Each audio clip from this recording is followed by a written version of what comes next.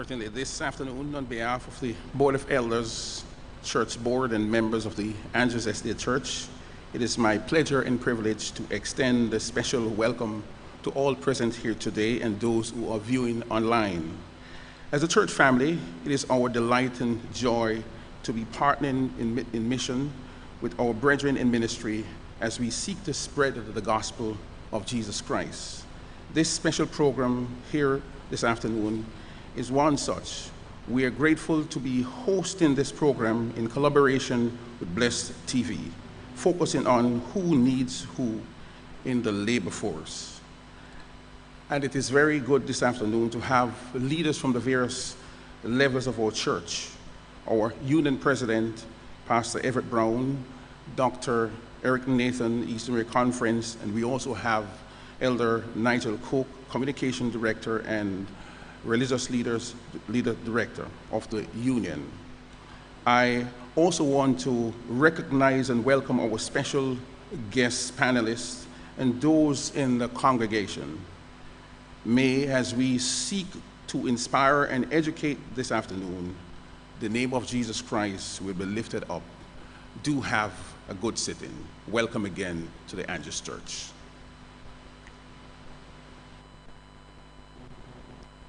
May I invite all those who are in the congregation to stand for the reading of the scriptures and the opening prayer. Our scriptural text for the afternoon will be Ecclesiastes chapter 9 and verse 10. Whatsoever thy hand findeth to do, do it with thy might, for there is no work nor device, nor knowledge, nor wisdom in the grave whither thou goest. The word of the Lord. Let us pray. Almighty Father, we give you thanks and praise that thou art the great creator. Thou art the great God of order. Thou art the great God who has designated time for everything. You have given us strength. You have granted us wisdom. And we have been encouraged to work while we have strength, while we have the opportunity. And we give you thanks for all these blessings. We thank you for bringing us here this afternoon. And as we contemplate this important matter of doing work, help us that we'll be empowered to work wisely, to work well, to work with all our energy, and to give you all the glory, what is truly thine. We pray for our panelists, our moderator. We pray for all the instruments, all the agents of technology and internet, that everything will be settled and will be well done. We thank you for all those who are here, for those who will view the program, and ultimately as we work, may everything be done to your name's honor and glory. This I pray through Jesus Christ our Lord. Amen. Amen. Be seated. Ladies and gentlemen, brothers and sisters, good afternoon. Who needs who in the labor force? I was reminded, Elder Cook, of the words of A. Cleveland Cox. We are living, we are dwelling in a grand and awful time.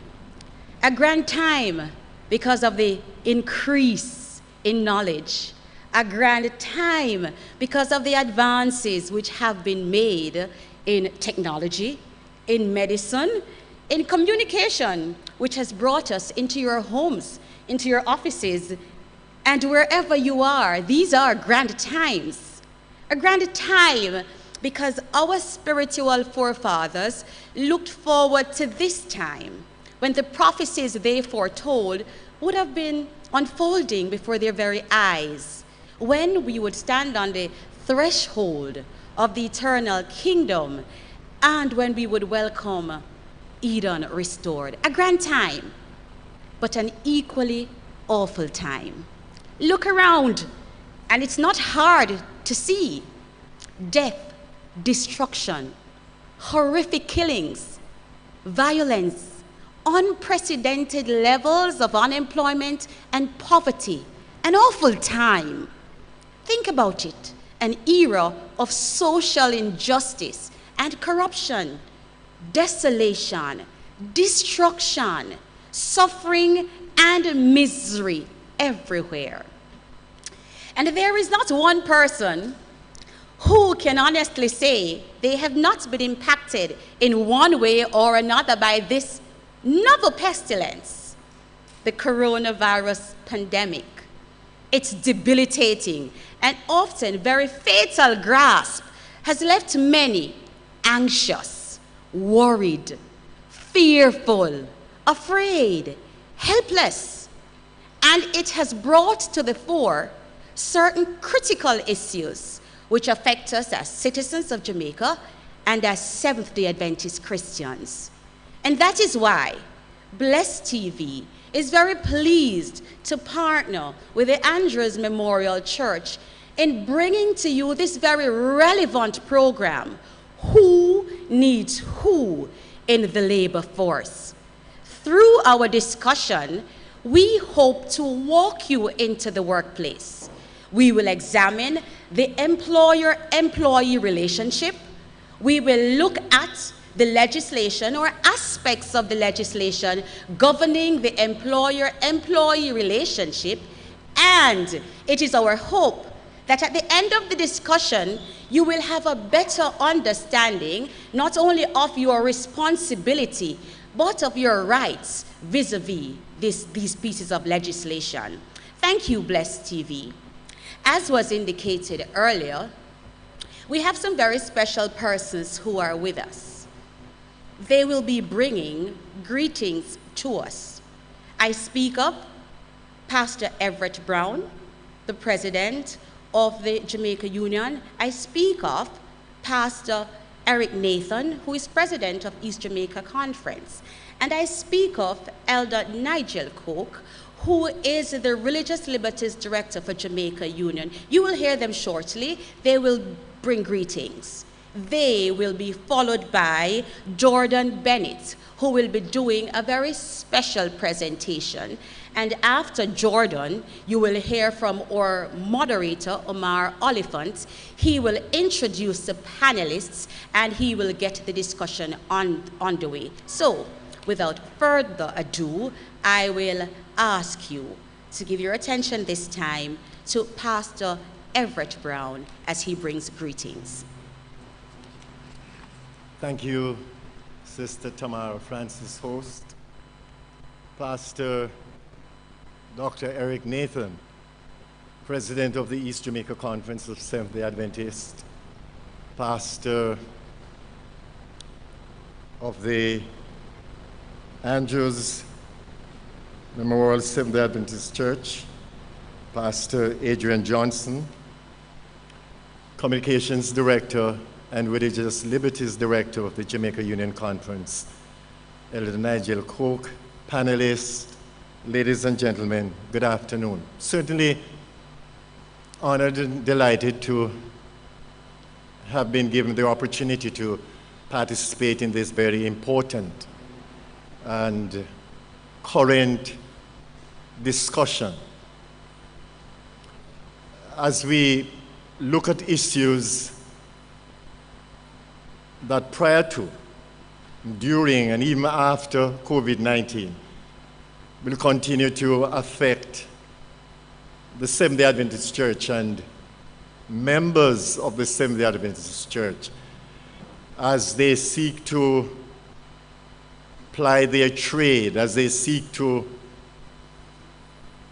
access job opportunities, as our young people seek to enter certain careers. The rights of our members. Quite often we are not aware of our rights, and sometimes even if we are aware of our rights, we tend to, as Christians, try to play it safe by suffering in silence. I'm happy that Bless TV, and I must commend Bless TV and their Andrews Church for convening this seminar, so that as a community, as a church community, we would be aware of our rights and we will pursue them accordingly. I'm also happy for the cadre of presenters, proud of them as a matter of fact, who are present here this evening, who will take us through, who will provide us with the information that we need as we move forward. Congratulations, Bless TV. Congratulations, Andrews, as I bring you greetings. I trust that this experience will be a most successful one as we access information and prepare ourselves to be effective members of the church as we seek to fulfill the mission to which God has called us. Accept our greetings and thank you.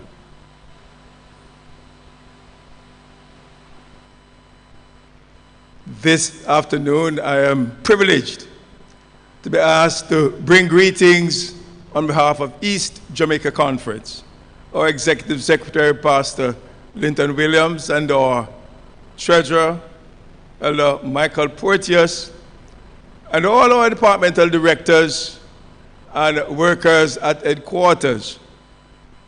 The Seventh-day Adventist Church is a church that is blessed by God with strong and powerful minds. And if you reach out to what is happening in any office in Jamaica that you may attend, you can ask for the Seventh-day Adventist member, and it is usually one of those who are in charge. And so we believe that the human capital is our greatest investment that we can ever make as a conference. And we believe that empowering our members is what God would ask us to do. And so this afternoon, I am pleased to endorse this empowerment program to help our members to be better able, fitted for the marketplace. I want to commend the Andrews Seventh-day Adventist Church and the Bless TV for making sure that our members and those who are visiting us online can be empowered to know what is expected of us in the marketplace and how we can use the God-given gifts and talents that we have been empowered with to spread the good news of the gospel of salvation within the marketplace.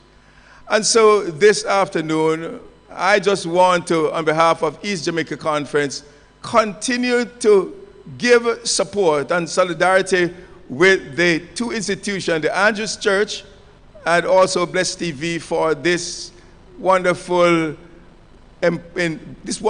program. For we know that at the end of this program, our members will be better able to fit in the marketplace, knowing our rights and knowing what is our expectations will make us head and shoulders above the others. So thank you, Bless TV. Thank you, Andrews. And for those of us who are listening, I am sure that at the end of this program that we all will be empowered, leaving with greater knowledge. And when we have knowledge, we can always equip ourselves for service. God bless you, and I look forward for the information, and so that I'll be able to share with others, and I will learn so that I can help to share with others. Thank you, God bless you, and I'm sure we're going to have a good afternoon. Thank you. For some time now, I have been saying that a Seventh-day Adventist not working on the Sabbath will not cause any company to be shut down.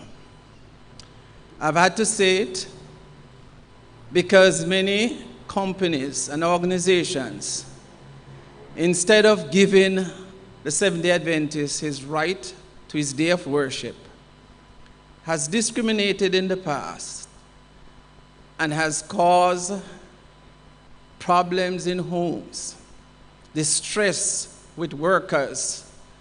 Sometimes the church is burdened with the challenges faced, and sometimes members even feel like giving up our faith. Well, COVID-19 made the difference. COVID-19 showed all of us, including many of those companies, that people can work from home, that persons can be shuttered, no work happen, and they're still alive. The problem is they look at the bottom line when it comes to working for them. And so I find it very, very pointed and very interesting that the topic chosen, who wants who? Is it that the office or the workplace needs the worker, or is it that the worker needs to work? I remember the first time I got my job, first job, how elated I was because I got a job. But sometimes getting a job is not the end all to it. How you're treated there makes a lot of difference. And Seventh-day Adventists need to know the profession that they choose will have implications to how they're treated at the workplace. We have a God that if He is lifted up, if you stand up for Him, He will stand up for you. And so as I commend Blessed TV and Andrews Memorial Church, I want to say to our Seventh-day Adventist workers, be the best worker there can be. That whenever there's any redundancies or layoff, you will be the last to go.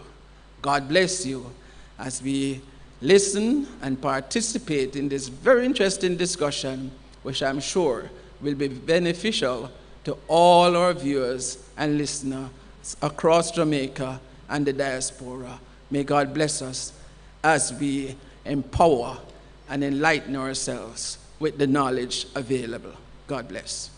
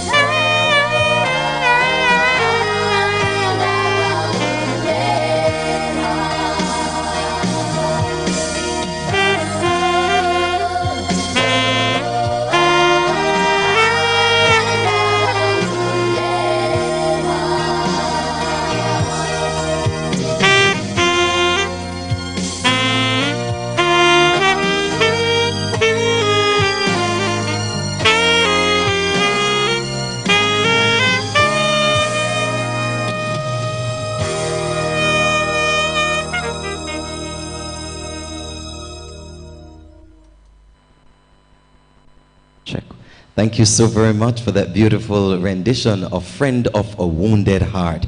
We have a friend in Jesus who meets our needs, responds to our situations, and helps us to grow. I'm Omar Oliphant. We want to thank you so very much for joining us for this forum today as we explore who's who in the labor market, who is who. We have as our panelists today two very, very special ladies. I'm going to introduce them this way. We have two in the center, attorney at law for over 23 years at the bar, the one and only Carla Ann Harris Roper. Mrs. Roper is not just an attorney, but she's also a lecturer at the University of the West Indies, the Faculty of Social Sciences, and she has presented various papers and seminars. And I must say that she has also topped that off by putting out one of the premier legal books on the market in relation to Commonwealth employment and law. That was in July 2014, along with Miss Natalie Cortese, Dr. Natalie Cortese. She is a proud member of the Jamaica Bar Association, and she is also a member of the board of the Northern Caribbean University. And in respect to the church, she is aligned to the Kenkot Seventh-day Adventist Church and is the Wills Trust Director at that church. She is happily married to Paul and is the mother of 2 adult children. Welcome, Mrs. Roper. Yeah, oh, and tall. She makes sure she wants me to put in tall. We also have with us today, not just an attorney, but someone who is very versed in terms of matters relating to human relations, Miss Judith Cheese Morris. She's here with us today. She's a human resource professional who has been employed to the National Health Fund since July 2016.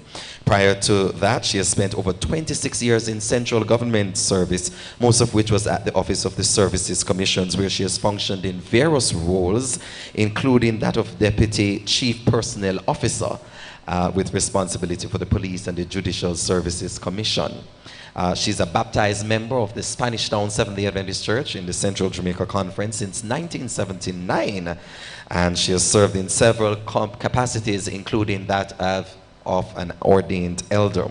She's a Justice of the Peace for the parish of St. Andrew. She enjoys reading, meeting people, socializing, and planning events. She has a passion for both old as well as young people, and she's the eldest of 4 children born to her parents, Judith. She is married to her husband for how many years? 25 years. His name is Edward. How many years are you married, Mrs. Roper? 21. So you all are sailing in the 20s, double digits over here. So today we want to have a discussion with our panelists in respect to matters in relation to the interplay of the relationship between employer and employee. What are the constitutional, what are the legal, and what are the ethical parameters, standards which should govern that particular relationship? We're going to be looking on it from varied angles today, and we want you to join in with us by, if you are joining us on any of the platforms which support comments, please to send in your comment or your question or any notation that you have which will help to improve the discussion. It is our intent to do this in a very succinct manner, but also with helping you with sufficient clarity so that you're able to have a view of what is required of us. Lady Judith and Lady Carla, welcome. Welcome. I want to start the conversation this afternoon from the biblical perspective. As Christians, how do we view work? What should be our work ethic? What should be our standard in the workplace?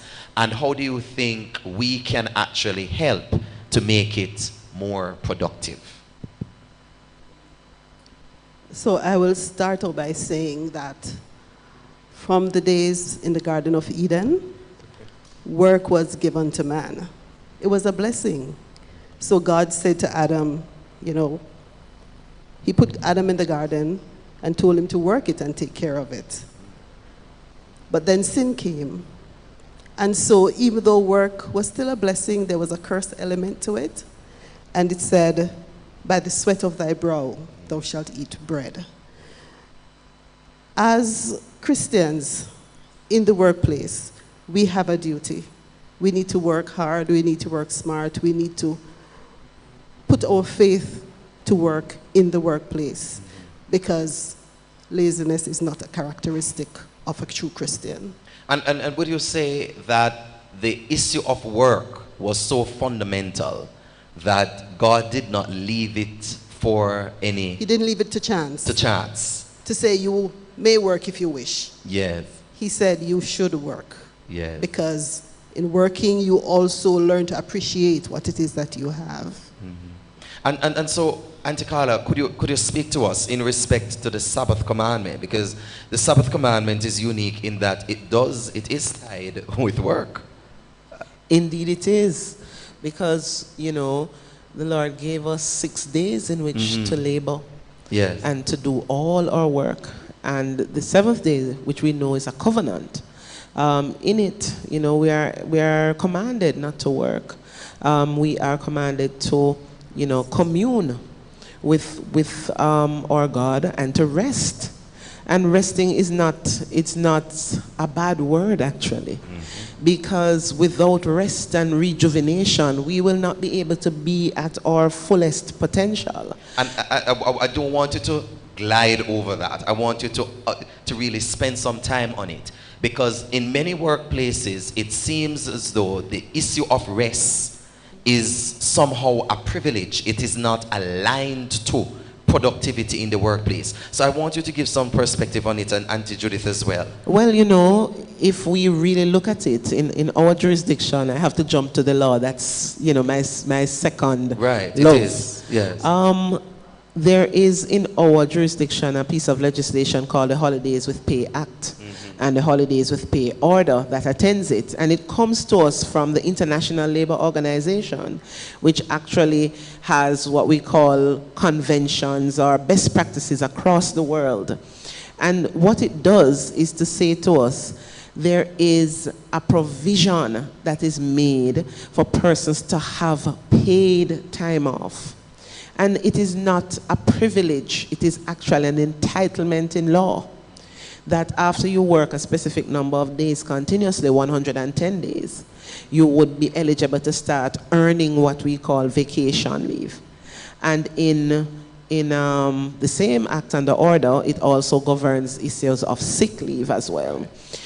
Sick leave is specific to, you know, if you're ill. But the question of rest, as we know it as Seventh-day Adventists, is not unknown within the temporal workspace. And this is an international standard because it is known that if you continue and continue on, you will burn out and you will not have the capacity to do what it is that you are employed to do. So just making a plug here for persons who believe that they must bank up this vacation leave and they can keep it, you know. Work. Oh yes. Work. In some areas of work, for example, in the financial sector, it is mandated that you have to take at least 10 continuous, you know, days off. Because unfortunately, if you continue on and you are said to be indispensable, it creates an opportunity for people to get up to nefarious activities. Well, we're going to touch with that because you're getting on to some points there. Auntie Judith, from the HR perspective, what are some of the risks, not just to the employee, but also to the employer, in terms of not having this period of rest, time for rest, whether it be vacation leave or otherwise? So you find the people start getting sick. As Carla said, they can't function at optimum. They keep forgetting things. They slow down. And so at a time when you should be at peak performance, people can't optimize their potential. And so the work starts piling up. Yes. Errors are made. The Yes. company can get into trouble. Yes. Because so many things that should be happening are not happening the right way. And so maybe if an audit is done, we will find that things have been slipping between the cracks because persons are not able to do their job the way they ought to. And also I could add to that, when people do not have the amount of rest, they become prone to accidents. Yes. So in some, depending on the nature of the work that they are doing, they can be a liability, not just to themselves, but also to other of their co-workers, because they become, they don't remember some of the things that they're doing, and they become prone to accidents and incidents. And I wanted to touch on that, Auntie Carla, because in industries where you have to do service-oriented things, or operate equipment, or operating equipment, it becomes... and you fall asleep. Talk to us now. Talk to us about that. People fall asleep on the job, they fall asleep at their desks. Mm-hmm. And God forbid, they fall asleep in the traffic. Mercy. So what about those bus drivers? What about those individuals who have to do long hours traversing between parishes?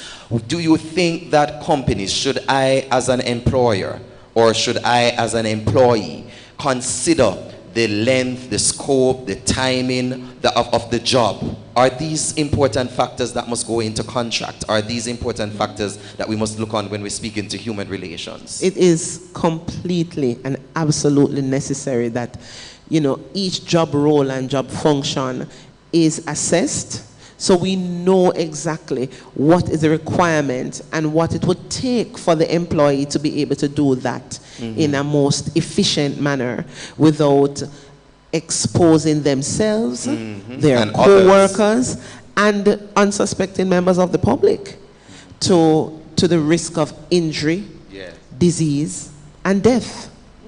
And therefore, to tie it back to your original question, this issue of rest in work, I would want to suggest has its genesis in the very concept of the Sabbath and working for a particular period and having time to rest. And that is where I want to go. Just as Auntie Judith comes in, I want us to zero in, because many individuals believe that concepts in law are separate and distinct and altogether foreign from our Christian faith.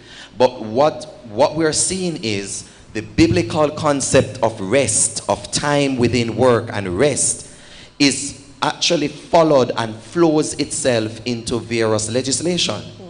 And so it's very important for us to see how even the law of the land corresponds with the law of God. Auntie Judith? I was just going to make two short points to say that if you recognize, even in the airline industries, very key. The pilots, the air hostesses, they are not allowed to do more than X amount of flight time before they have a layover. Because time up in the air and all the other factors up there, the wear and tear on the body, they need to rest. There is a situation we have at work where the drivers have to be all over the island. And if they go out on an event and they come back, say, later than 10 o'clock at night, we allow them the flexibility of coming in later the next morning. That's so we don't force them to come in for 8:30 the next morning. Because if you're out until 10, 11, you need time. You need time to rest. And then remember, when they come in, it's not going straight home. They have to come to the office, drop off do the certain vehicle, things and check so forth, off, and then get home. And so employers need to recognize that having workers who rest up and having policies which support that, like you have just highlighted, makes it more productive working environment. And my last point on that is that there are persons, especially in the public sector, they save up the leave because they want to go on long leave, or when they're near to retirement, they save up all of this leave because they know that coming up to pre-retirement, they can get this leave, and then, it's a lot. But unfortunately, and because of the lack of rest, persons come up with these non-communicable diseases, the hypertension, the diabetes, and so forth. And then you find by the time they get to retirement, they die. All right, so before I get there, I want us, so that is the rest and within the work. I want us to look on the concept of our faith within the workplace. Now, as Christians, must we be overbearing? Or how balanced should we be with the integration of our faith within our workplace. And I see both of you laughing because we had discussions about this otherwise, and I don't want to put out all of that on the air. But how should we balance that? The integration of faith within our workplace. I am a Seventh-day Adventist employer, and I will be definitely employing individuals who are not Adventists. What are some of the key principles that should guide me as a Seventh-day Adventist employer? And I want it on the converse. What about me as a Seventh-day Adventist working in a non-Seventh-day Adventist environment? What are some of the guidelines? Your mic is up, Auntie Judith, so go first. And I would like to say to you the point I discussed with Carla earlier on, just the imp in me. If you are a Seventh-day Adventist employer and you have non-Adventist employees, you're not working on a Sabbath. Do you require them to work on a Sunday? But in the workspace, as a practice and recognition of one of our fundamental rights and freedoms, where persons should not be discriminated against because of their religious practices or their religion, then persons should be able to be Christians in the workplace, or Muslim. I'm not going to go to the Rastafarianism because that's another story altogether for another day. But there are some companies, they allow devotions. There are prayers before meetings. There are prayers at meals. For commemoration of special days, there are church services. Yes. And so in Jamaica, we know we are a Christian country. Yeah. And so persons accept that being a Christian in the workplace is okay. It's the norm. And persons come expecting that. Yes. So if you don't allow them, then it's like you're, constraining their the faith expression of their faith. Right. So, yes, persons can express their faith and practice their faith, but let it not be as a Seventh-day Adventist that it's when now it comes for you to work or you're asked to work on a Friday or a Sabbath, then you're saying, I'm a Seventh-day Adventist, but your lifestyle did not show that for the rest of the time. So you must be a Seventh-day Adventist at all times. And whatever your other principles are, as whatever denomination you go to, persons should recognize you for who you are and be able to accept And you that. should recognize them for who they are. Yes. And accept that. Yes. Auntie Carla, jump in with the legal part of it, because I know that's where you're going. Judith spoke to the whole concept of fundamental rights, which is, set out in our Constitution. In 2011, we had an amendment to the Constitution that instituted what we call the Charter of Fundamental Rights and Freedoms. And it speaks to the fact that no one should discriminate against someone by reason of, among other things, their religion. And it also says that you have the capacity to be able to propagate in worship, observance. You have the right to have a religion, not to have one, or to change your religion. And so that extends to the fact that you can have religious schools and other religious institutions. So all of those are fundamental to, the expression of, living by the dictates of your conscience. And in that sense, it goes back to what Judith was saying. We have to learn to find a balance between what it is that we believe and how it is that we operate within a workspace. The truth of the matter is, how we live our lives is a testament, is a witness. I heard someone say that I'd rather see a sermon than hear one any day. And how you live your life and the tenets of how you live your life is going to be that thing that impacts those people around you, that says this is a person who subscribes to particular principles, and they themselves will say, no, I'm not going to ask Carla Ann to do that because it's our Sabbath. And they know that I am serious about it. Yes? So it's it's being clear from the very get-go about what you're about. So that takes us to the contract of employment. But before we get to the contract, I want to get to the process for the interview, Auntie Judith, because how should we declare, or should we declare in the interview process our faith? And then I'll come to Auntie Judith and Auntie Carla with the matter of the contract. So in the interview, should I state up front that I am a Seventh-day Adventist? I won't be able to work from Friday evening at this time until Sabbath at this time. And if so, what should I do as an Adventist worker experience? Those two things. So the question could be answered in two ways. The panel could ask you, is there anything that would prevent you from, doing all the things that would require of you? Are you able to work on a Saturday, Sunday, so on? And then you can declare, I'm a Seventh-day Adventist. I cannot work on a Sabbath, but if it needs be, I'm willing to come in on a Sunday. I'm willing to work late during the week, so. So showing flexibility. Yes. And showing that you're committed to the task at hand will also help in that. Yes. All right. And if the panel doesn't ask, you can find a way to bring insert it in. it. Because, yes, I understand this is a tough job. It has many demands on my time and so forth. I have a family and so forth. I also go to church on a Saturday. Right. Or I'm a Seventh-day Adventist. So find a window. Find a way to put it in. Find a window. So at the end of the day, persons aren't guessing and spelling. I wonder if I can ask the person to do this or to do that. It had been stated from up front. All right. Thank you. Very important point here. So, Auntie Carla, now that we have passed the interview, I've gotten the job, or I'm about to get the job, and I've gotten my contract. What are some key things that I should actually be looking for in my contractual arrangement? Some, before you even get there, they have some roles and functions that by their very nature, you must appreciate that they are going to be requirements to be, on call, or the nature of the job requires, that you're going to have a sort of 24/7 operation. So, for example, a driver at JUTC.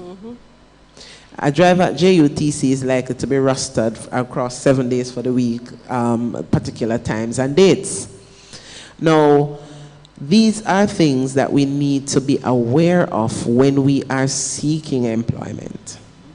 So we should keep our eyes wide open. And, we have heard these things. There are folks having an appreciation of what it is that they're going to do, yet they pursue these jobs, and when they get into the jobs, they start saying, oh, I'm Seventh-day Adventist, I can't do this, I can't do that. I'm being persecuted, and ask, people like Elder Coke to come and look out for them.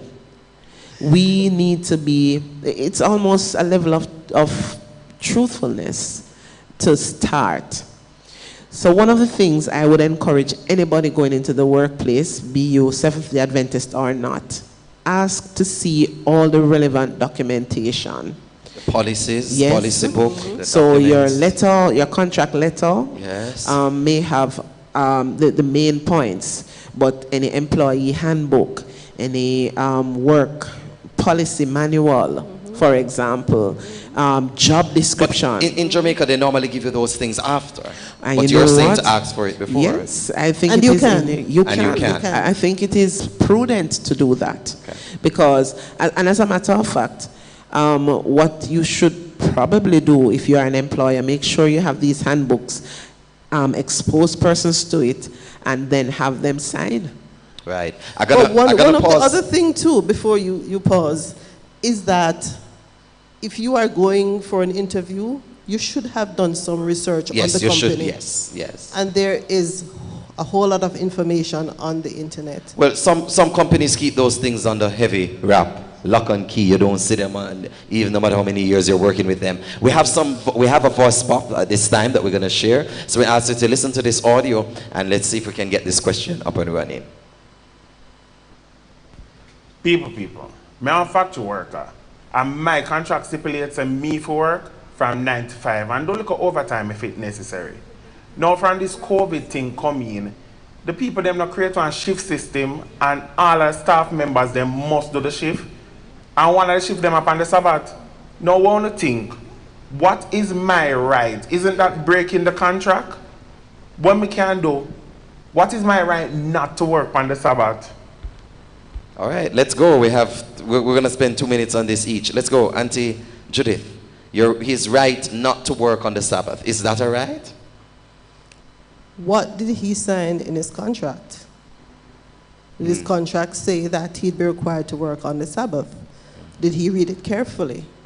Did he have discussions around that as to how he might not be able to work on the Sabbath? Is this an essential service that he's being signed up for? So if you're a doctor, a police, a fireman, would you have known from beginning that you'd be required to work on the Sabbath? Which goes back to what with the point we were raising earlier. Right. Auntie Carla. And if you knew that from before, why are you saying now that you can't? All right. Counsel. You know, it is an obligation. Your obligations in law is going to be guided by the tenets of your contractual obligations. So it's imperative that you do exactly what I was saying before. Make these checks. Do these kinds of research, because you have a contractual obligation, and unless it is imposed after the fact, there are rights, duties, and obligations between the parties, and that is what guides the operations of the employment. You said something a while ago that imposed. Can a contract be unilaterally changed after it has been? That's a two-sided question. Yes. So generally speaking, the contract is a bilateral agreement. So once those terms and conditions are fixed, you are properly not, as an employer or an employee, seeking to unilaterally do that. In fact, that could amount to a breach of contract. However, if your contract has some conditional terms in it, to say, I may ask you to move or to work for the tenets of your job to attend work. Exactly. Those are may not necessarily be considered as unilateral changes if they are done reasonably, because the contract would have contemplated that there are some elements that can be adjusted and changed, and that is something that you would have also signed on to when you came into the contractual arrangement. Biblically speaking, Auntie Judith, there's a little biblical example there. All the workers who came to work at different time, and when the time came for them to line up, every person got a different pay. So, law of contract at work in HR? What you sign for is what you get. So, Carla has been working there for 5 months, and I have come on. We're working in the same field. We're going to get the same pay, because by law, that is what the salary is. Unless she is promoted and the salary goes up. She could have an extra degree or two, come with added skills. Or seniority. Or seniority. Yes, that may make the difference. That can, tilt it. But generally speaking, you would be in the same category. Yeah, so you and I just come out of university, we just finished, basically we're on the same level, Yes. So we should be getting the same pay, because in Jamaica, I find that unlike in the United States and other countries, we don't really have this discrimination as to whether males get more salary than females. Some people may not agree with you. I don't agree with that one, though, Maybe, okay. We actually do have a piece of legislation, the Employment Equal Pay for Men and Women Act. And the challenge we have, Sister Judith, is that a lot of people are not aware of that pay. So even though the scale may say something, you would be amazed what little allowances and other perks are attached based on gender. But that's another discussion. And that might mainly happen in the private sector, right? Yes, it tends to do. It definitely perhaps would raise the Auditor General's flag there. But let's see if we can tailor everything as we come down to the close of this, our first segment. We want to underscore the point that, number one, work is something that is given by God and is honorable. In doing our work, there must be set time, but there must also be rest. Rest is important, not just to the worker or for the worker, but it's also for the work and for the employer. And so the matter of work-life balance is important. We'll touch a little bit on that later on when we look on the flexi work arrangements that have been put in place, particularly in Jamaica. Not so much taken up by everybody right now, but at least the legislation is there enabling individuals, if they so desire, to take opportunity of it. And we're saying also that as Seventh-day Adventists, the values and the principles which we hold should allow us to function and to work in work environments with individuals even when they differ from us on matters of faith. Yeah? That's the very essence of religious liberty. And that is key, because many times we speak about religious liberty from the standpoint of the Seventh-day Adventist, and we understand that because the Seventh-day Adventist we are the smallest overall in terms of worship group between Sunday and Sabbath worshippers. There are more Sunday worshippers than there are Sabbath keepers on the island, although the Seventh-day Adventist Church is the largest denomination in the island. So when we look on that religious liberty, it's sometimes seen from the standpoint that the Adventist must receive his or her time off. But as you would have highlighted, it's important also for Seventh-day Adventist employers, to give that time as well to other individuals. We bat for religious liberty for all and not just religious liberty for ourselves. This is our first forum with Blessed TV, broadcasting to you live from the Andrews Seventh-day Adventist Church. And we are sharing with you who's who in the labor market. Who needs who? We're here with Carla Harris Roper and Miss Judith Cheese Morris. And we'll be right back after Malik Hamilton does for us another rendition on the saxophone.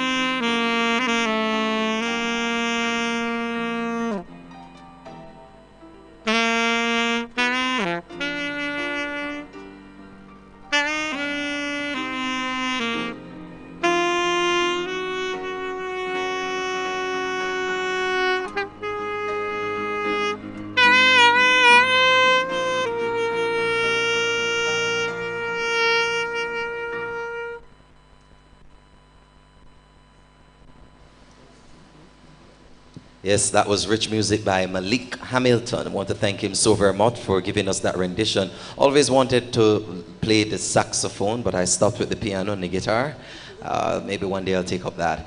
Welcome back to our forum here on Bless TV, streaming to you also on Facebook, on YouTube, on the Andrews S.D.A. Church platform, and also on HPTV, broadcasting to you today from Andrews S.D.A. Church. I want to thank the Andrews family for accommodating this very essential forum. We're going to be backtracking to the Vox Pop because there were some essential details that was said in it, because he said before the employment, before COVID-19, he actually was working from 9 to 5. But since COVID-19, they wanted to make that change in respect to the contract for him to work on Sabbaths. Just quickly, just 30 seconds on that. Okay, so though this is a very unprecedented state of affairs, truly, unless the employment contract makes provision for that kind of change, it would be illegal for the employer to unilaterally seek to move the terms and conditions. You pause right there because you understand where I'm going to go with this now, because contracts are going to now take a new form post-COVID-19. And I'm sure quite possibly, yes, there are going to be some employers who are going to want to make protect themselves and to prepare for a similar type pandemic or epidemic in the future. How would you guide them to do so, employers, and how would you help employees to be protected in the Well, certainly persons who would be coming new to a new contract and be provided with these new contracts with, you know, terms that would incorporate giving the employer the capacity to make changes in the cases of, you know, unprecedented sort of circumstances. Then those employees meeting the new contracts need to be aware that this is what they would be coming into. So they would know that if it is used, then they may have a challenge. For persons who are already in employment, and the employer would then have to seek to find a way to renegotiate those terms, to put in place a possibility and a capacity for them to have the changes should something similar occur. And it doesn't even have to be a pandemic. You know, it could be a very bad earthquake, it could be a bad hurricane. Anything like that could do it. But the nature of the role and the terms and conditions, it comes back to it can't be changed unilaterally. Right, which is a very important point. So I may decide that, no, I want to stay under the old contract arrangement, but that might have implications. Certainly. All right. So I want to make sure we make that clear. As we press on this afternoon with our forum, we want to zero in at this point in time on some key aspects of labor law and also human resource management. Carla is a specialist when it comes on to labor law and employment matters, and Auntie Judith is a specialist as it relates to human resource management. So I'm going to start off first with Auntie Carla, because I want us to clearly enunciate, clearly show the difference between layoffs, redundancies, and terminations. And then I will come to you, Auntie Judith, in terms of steps and formations towards the same. So Auntie Carla, tell us now, fundamentals of labor law that we need to know and the difference. I know two of them are similar, but go ahead. So in the COVID-19 era, the issue of layoffs has been very, very topical. So in 1986, our parliament instituted an amendment to the Employment Termination and Redundancy Payments Act to make provisions for layoffs. And technically, what a layoff is, it is a suspension of the contract, meaning the employee is not required to work except the employee and the employer have some other arrangement, and commensurately the employer would not pay. So it's a layoff without pay. What it means, therefore, is that the person is not, they are not terminated. They are technically still on the books. They are, the period of their employment is still running. So if they this is with reason. Oh yes, because of the changed circumstances of the employment, in this case the COVID-19 and the shock that it brought to many employers. The restrictions that have been put in order to manage the COVID, you know, the social distancing. You remember at a point we were basically fully locked down. You know, shops weren't opening, or if they were opening at specific times. You didn't have, the markets was closed. You had many employers closing their doors. You know, restaurants, many places were in effect limping along, and persons weren't accessing you know, services from various places. So barbers, hairdressers, remember, all of those things were at the early stages closed. And so the layoff gives the employer the capacity to watch to see and to manage whether or not, you know, they will be able to come back up to full capacity based on what is happening in respect of the spread of the virus, and how the government puts in the various protocols to deal with it. And in such a case then, the same employees, Omar, they would be in the best place to be able to say, we are not getting the same amount of customers, we are not getting the same amount of goods being sold, so they can see it. But couldn't it be argued that if you are running a business, you should have sufficient funds to take care of emergencies for at least 3-4 months? Well, you know, that's in a perfect ideal world. We have so many startups, we have so many small businesses that are basically on knife's edge. They are breaking even month after month. Some months are better than some. No profit. Yes, and so, you know, until, especially new small to medium-sized businesses, until they get to a particular level, you know, they may even have loans to start up and so on. So in an ideal world, that would be good. But there are many, many employers and businesses that simply wouldn't have that. And even the very big companies. That's right. They themselves, they just some look of them big. making large profits, man. No, they look big. It's No, they're making large profits. It's like the Titanic. It looks big. It looks like it couldn't fail. But once it hit an iceberg, it sunk. Yes, yes. So, yes, you know, some of them are on razor thin margins. So when that happens, the layoff is intended to keep the person in employment, whilst the employers. So layoff, suspension. Yes. All right, let's now move a redundancy now. Yes. A redundancy is a specific creature in law. Usually you need to have 3 what we call redundancy situations. So one, the role that the person is in is no more. It's, you know, you're going to close business altogether. So you're going to just lock shop, right? That is what we call the cessation of business requirement.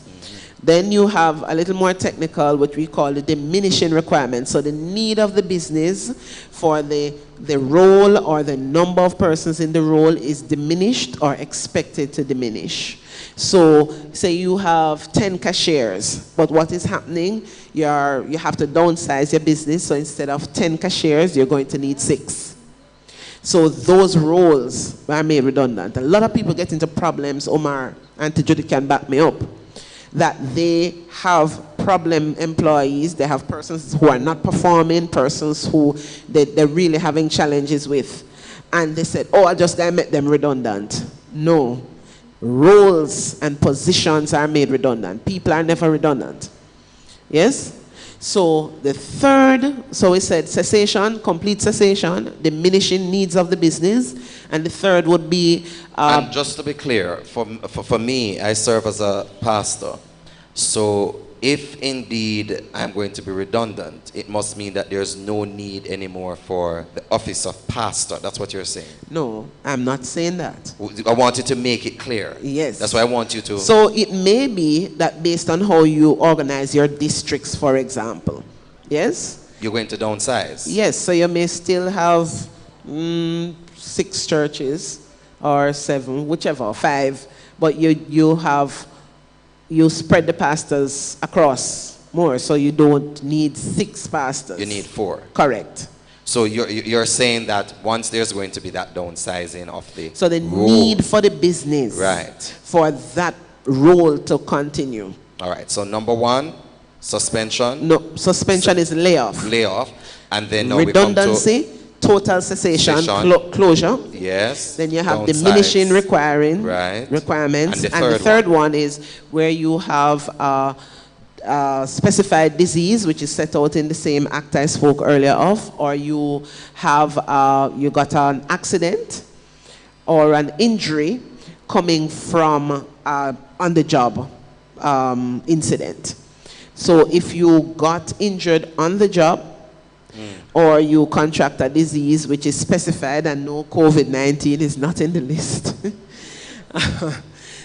and you are not able to continue on in employment, then that could be what we call loosely the medical redundancy. All right, so those 3 points relate to to the aspects of redundancy. Right, so you have to have one of those 3 circumstances for it to be redundant. and the person would have had to work 104 weeks, so 2 years, and the employer, having seen this position, does not have any alternative jobs to offer you. All right, I have to rush on very quickly because we know we have ground to cover. So I want to ensure that we get it clear. So let's move now to the termination aspect. So- what is termination vis-a-vis? So redundancy is a termination. So redundancy is a genre of termination. So if the redundancy situation occurs, that will in effect cause the end of employment. So a redundancy occurring can cause the employment to cease. But there would be different results flowing from the both of from that. Right. 'Cause So one with a monetary, layoff, one is monetary, the other. no, with a layoff, Right. if you are on layoff for 120 days, the employer at the end of that 120 days, if their employer does not recall them, they can elect to be terminated by reason of redundancy. Use another word than elect. Then can choose. Right. Then can pick. Right. Then can ask. So if after 120 days the employer doesn't say to them, listen, come back. Correct. Then the employee can advance and say, Yes, listen. so a written request to ask, listen, this doesn't look like you're going to be able to take me back. I want to be treated as being made redundant, give me my redundancy pay, and all that comes with it. All right, so Auntie Judith, I want us to get now to the other types of termination where we have to terminate for cause, for reason, for those actions that might be in breach of employment standards, codes, etc. What steps do we put in place? Are there clear steps for individuals to follow towards that end? Yes, and earlier on when you asked, I think, about when someone is coming into the workplace, one of the things that they should expect or should know is that there are penalties for non-performance.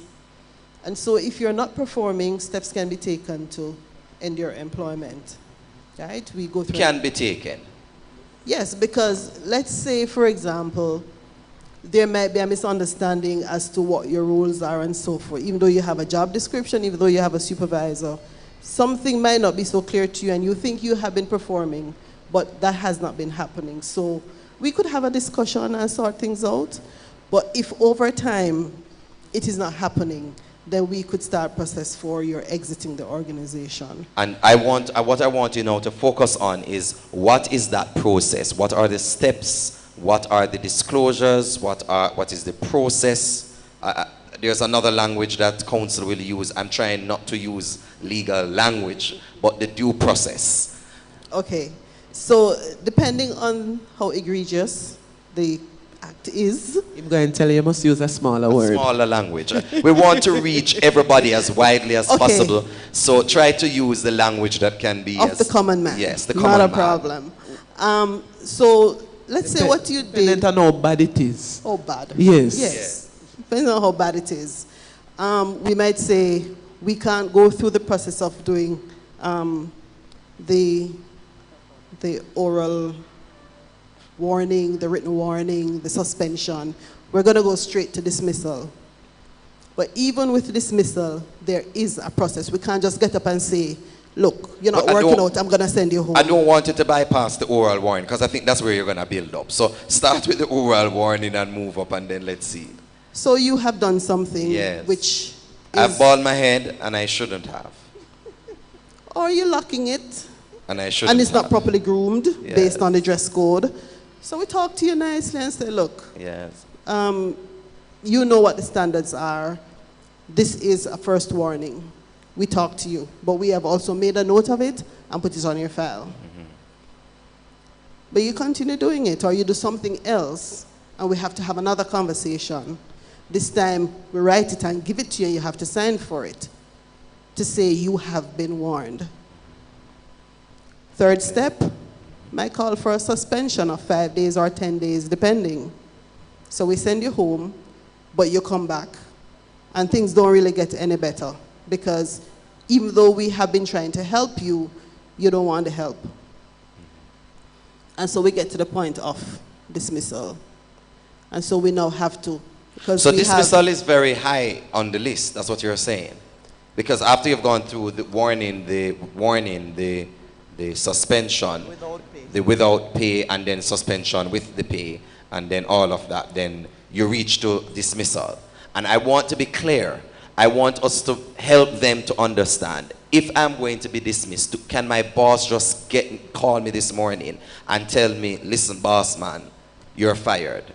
Can that happen? If they do that, you can, like Night Follows Day, that is going to expose any employer to a risk that the people are going to go down to the Ministry of Labor and say that, you know, this was, I never got an opportunity. Some people not going down there. Well, We're going, Christians. if what? We're Christians. No, let me tell you something. Let me tell you something, brother pastor. A lot of people now are very much aware of the rights provided by law and much more prepared to follow the process to get some kind of redress. So the first thing I'm going to tell you, I'm going to stop you. Any employer who is going to get up today and say, come out of my place, they are going to have a problem. Don't do it. So the first thing is, if somebody has done something which is in breach of their contract, them thief, yes, they did, you know, they come to work late, they were insubordinate, them cuss you off, there is a process. Because not everything that looks the way that it appears is so. So let me give you an example. Let me give you the example. That idea of insubordination, though, can be quite subjective, don't you think? Indeed. But that is why you have to go through a process. Okay. So I'll give you my example. You give me your example. Yes. So you and I, let me take poet license. We are married. We're married? Yes. Oh, what you say? Yes. And we're running a little business. And I left the house earlier than you. Yes. But when I go down there, Judith, she's my best cashier. I trust her with my life, but I don't like you. You don't like her, none at all. But your birthday is coming up, and I said to Judith, I have like a special surprise. Yes? So here is what. Somebody is going to come. When they come, give them $10,000 from the till. I never get to go to the bank. And I go about my business. When you come, you are in the office, you see all the cameras, and somebody who you don't know comes to Judith, and she goes quietly to the till, count out $10,000. You see everything on the tape. And she called the person to the corner and passed this $10,000 under the corner. He said, see there? A long time me know say Judith a bad girl, you know. And me don't know why Carla just trust her so implicitly. She called and said, security! Security, come and get her out. And she's trying to say, but say, I don't want to hear nothing from you. I have you on tape. You little thief. Yes? And as soon as she walk you out, usher her out. Guess what happened? I come back.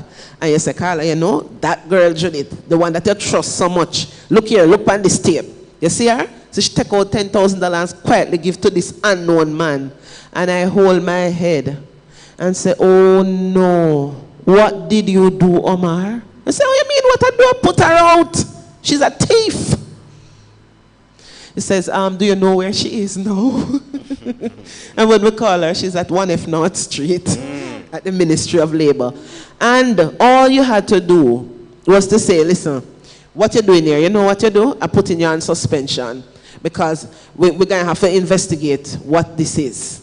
Because what you think it is may not be what it is. Yes, indeed. So that is why you need a process.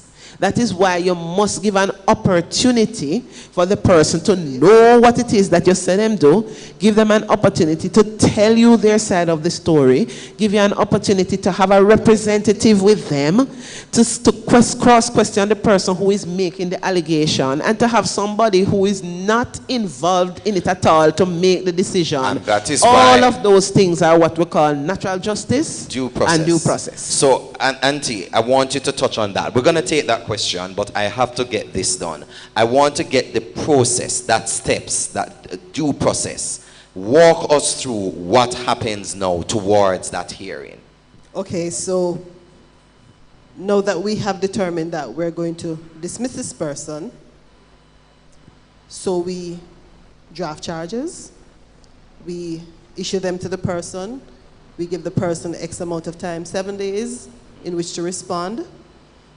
Depending on what the response is, let's say the person say, okay, I accept, you don't have to go any further with this. We just have a conversation with the person to say, okay, you have accepted that this is so this is what is going to happen now. And you go ahead with the termination. If not, and the person says, well, I want my day in court, you give them the right now to bring a representation when we're having a hearing. It could be one person a sole inquirer, or it could be a panel of 3 persons with a chair who normally has legal background, and the person is able to bring their representative. Could be a lawyer, could be their pastor, somebody who has, they have very great confidence in, staff association member, or if they want, they can represent themselves. And we have a hearing. Would it be wise to represent themselves, though? No. Right. We know the tenant is a fool who takes himself for his own lawyer. Well, I want to make sure we make it clear. So let's go, because we have a question waiting to be answered. And then we have the hearing. The panel or the sole inquirer will present their findings, not recommendations, their findings to the head of the organization, who will now make a determination as to what steps will be taken. Will you go ahead and dismiss the person?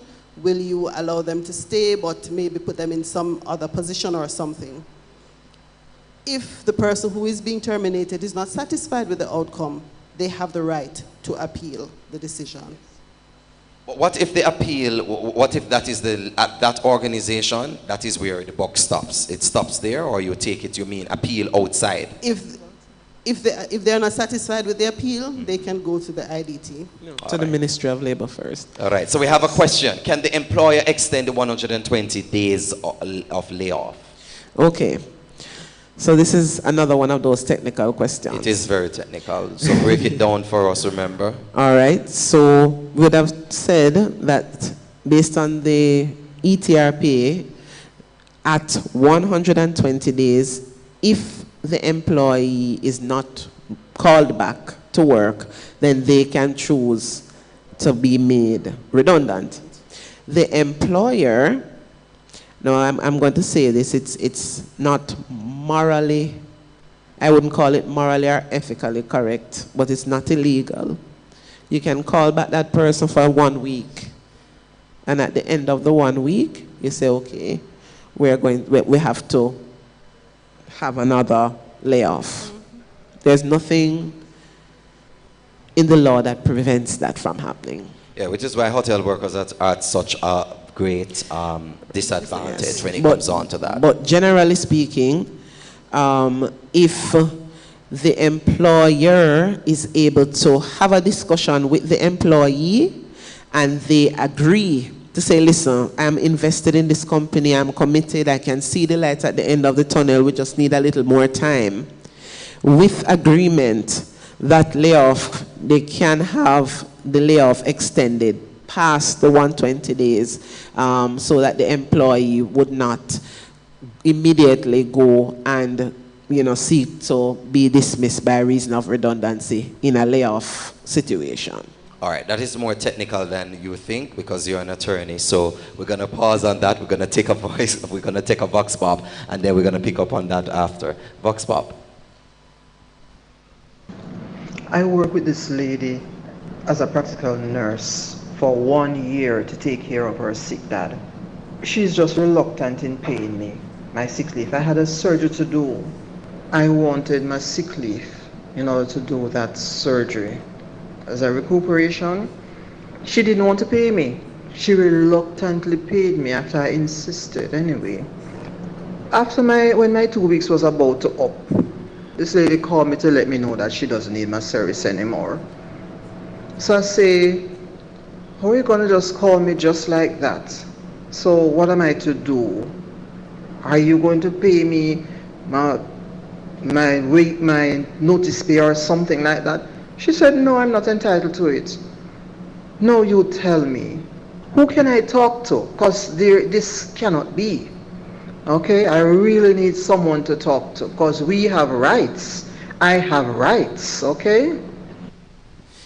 You see what I'm saying to you, Brother Omar? Pastor Omar. Yeah, but I still have to eat bread. So fix us with the law and talk to us about She says, we have rights, I have rights. Yes. And that's what I was explaining. People are now much more aware of what they can or cannot do. So to answer her question, if there is no reason being given in respect of this termination, she has the right to be given notice. She says she's been there a year, so it would be 2 weeks notice. And she should have a process in terms of the termination. So if none of those two things happened, if she's not given her notice pay, and she's not given a proper reason and a process for the termination, her next step would be to approach the Ministry of Labor and Social Security with her complaint, and they could, get in touch with the employer to help to work through what the challenges are. You spoke of something that we didn't speak of before, so I want to make sure that the audience understands it. So I want you to spend just a minute or two on that. A minute. Notice pay. So the same Employment Termination and Redundancy Payments Act has a minimum standard for when persons are being terminated that they should be given notice of termination or pay in lieu of notice. What the notice is that I am going to be terminated, so I'm giving you a time so you know that you will no longer be required to work. Now, the minimum standard under the law, it's set out in increments. So for 4 weeks continuous, up to 5 years, 2 weeks pay or 2 weeks notice or pay in lieu, and it goes down in 2 weeks. So the next 5 years, you get 4 weeks. The next 6 weeks, so 15 years, 6 weeks, over 15, 8 weeks, and if you're there for more than 20 years, it's 12 weeks notice, right? So that is the period that the person should get to be able to allow them to transition from the job out, or if the contract makes provision for it, they can be paid that amount of pay in terms of weeks. All right. So I want Auntie Judith now to come in, because with that kind of arrangement, HR is critical. Yes? So what steps does HR take for exit interview and to assist individuals to a new way of life? What are some expectations, standards in the market in respect to the same? So this person is going to go out there now. It might be immediately because you might be paying them up all this money and giving them a graceful exit. But what you want to do is have a process with them, a change management process, because this is going to be a change in their circumstances. So you have counseling with them. Yes, you're going to do the exit interview to find out, how things were and how things unfolded. Would they come back to the company if, we will allow you, or if you'd like to come back, would you recommend the company to any of your family members or so? So you have the counseling session with them because not everybody can handle this thing, yes? You seek to have career counseling with them too. So is there somebody who can work with them to get them a skill if they didn't have a skill before, JBDC or any of those bodies? Is there a pension plan?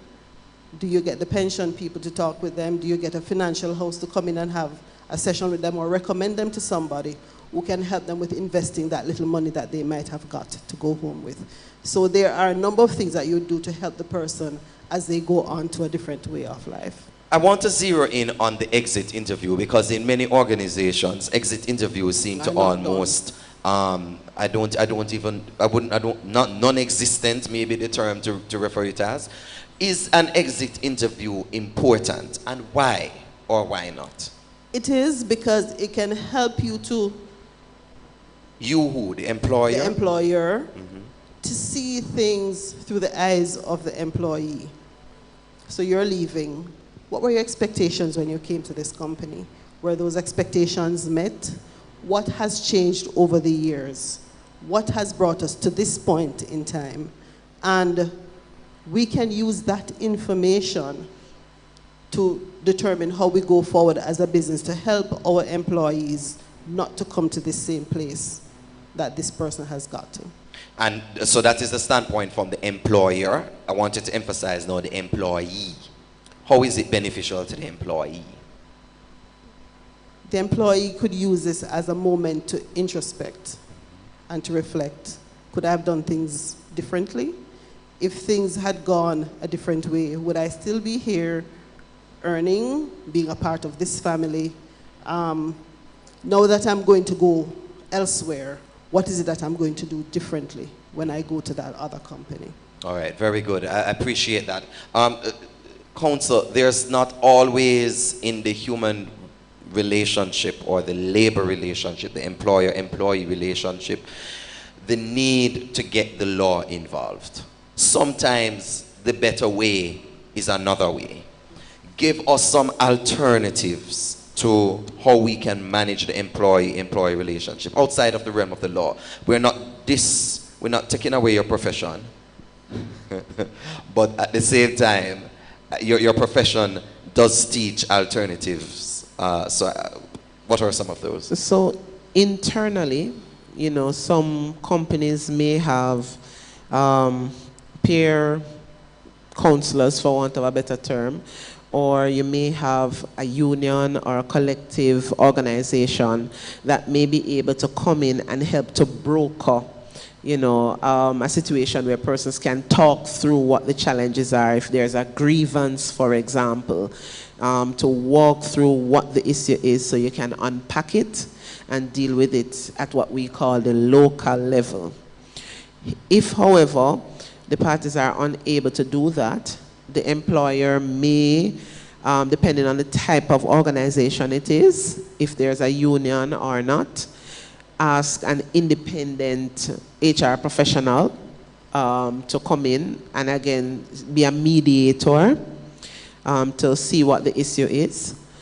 If it is that none of those, you know, circumstances arise and persons can't address the issues that come up, then the Ministry of Labor provides what is called conciliation, which is somewhat like mediation, but the intent is to help the parties to formulate their own solution to issues that they may not be able to do at the local level. And if the Ministry of Labor is unable to do that, and I must say, you know, having worked at the ministry for over 14 years, and the ministry has an enviable track record of being able to help parties to broker settlements for intractable disputes.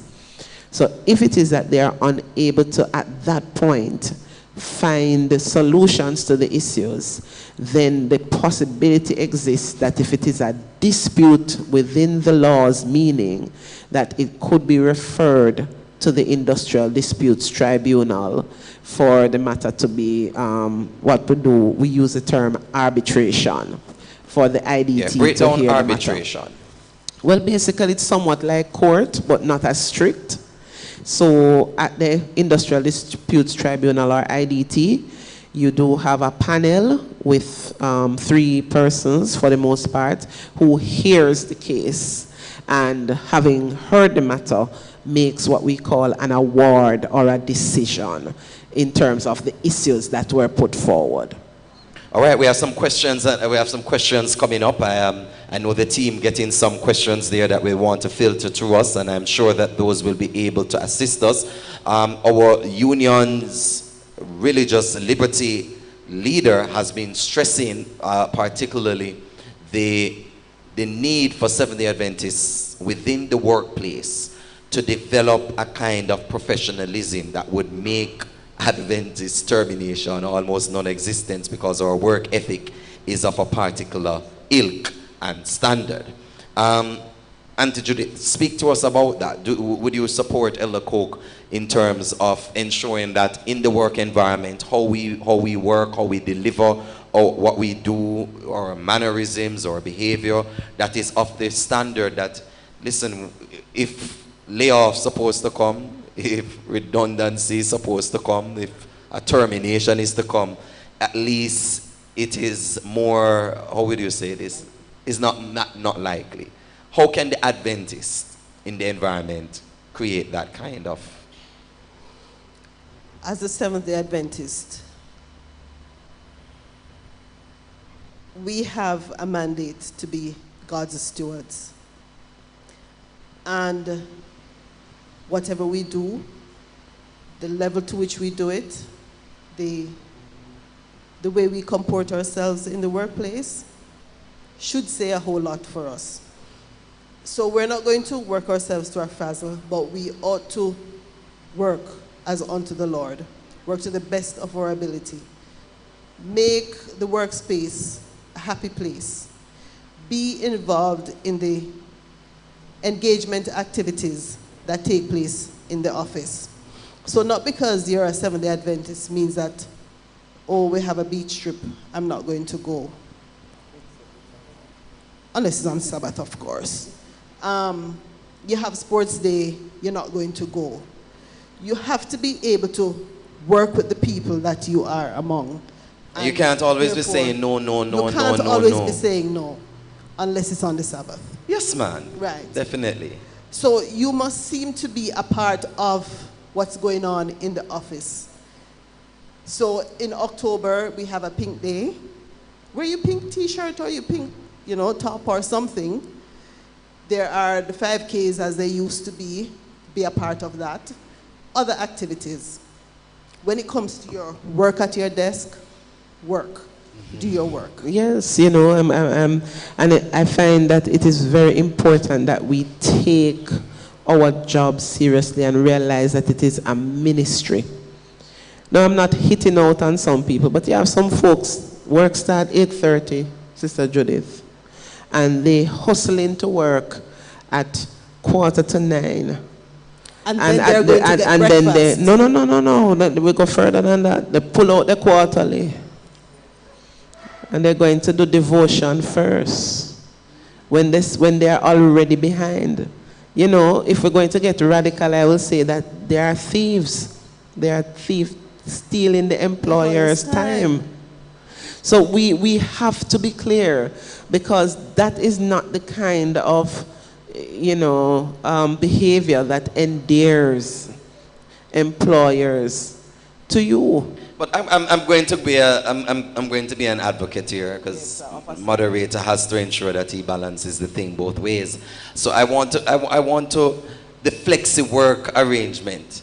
Why this stricter with 8:30 to whatever time? Why? So I just use that as an example. Yeah, I know you're using, but I'm using it as a segment. But the flexible work arrangements, we've had a lot of discussion around this over the years, Elder Coke as well. We had many people thinking that the flexible work arrangement is the Sunday law. I have a lot of folks with that kind of view.